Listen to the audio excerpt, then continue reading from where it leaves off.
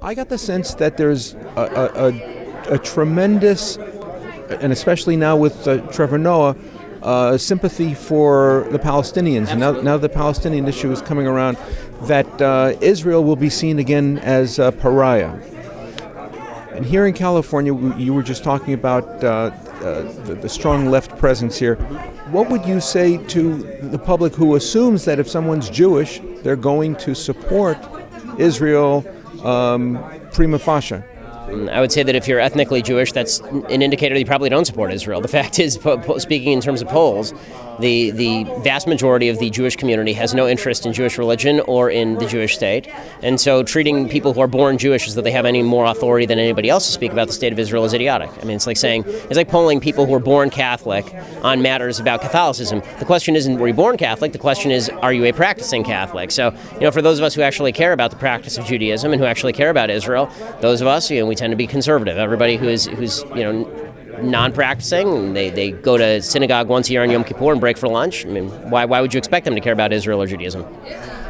What do you think about it? The Jewish Federation tends to be left because most of the people at the top of the Jewish Federation tend to be Reform and conservative Jews.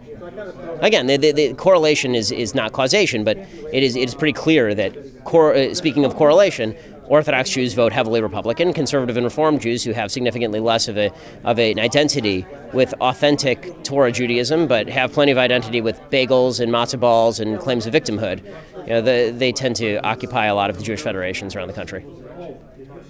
So, if the media is leftist dominant, how are Jewish people, especially young Jewish people, to get a good sense of what's happening and how they should view things? Well, I mean, this is one of the things that I like about the fact the media is fragmenting, is you can have so many sources of information, places like your source. There are many sources that you can look, but it's up to parents, particularly when talking about young Jewish people, to start introducing their kids to various other sources of information other than the traditional sources that kids will get when they go to school or when they turn on Trevor Noah, who, by the way, is a hack, or when they turn on any of the other various mainstream news networks, with the possible exception of Fox.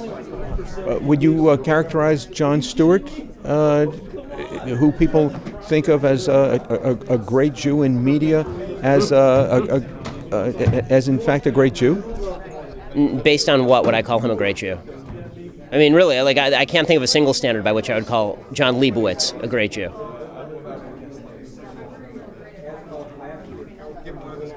Well, what would you consider him as having done? Who is prominent? He's an ethnic Jew who is prominent. That's not the same thing. Noam Chomsky is also an ethnic Jew who's prominent. I wouldn't call him a great Jew either.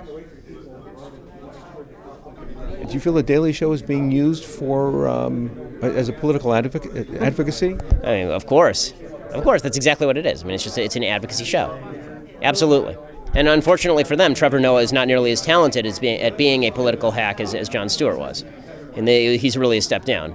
You take away, for Stewart or Trevor Noah, you take away the audience and the show dies.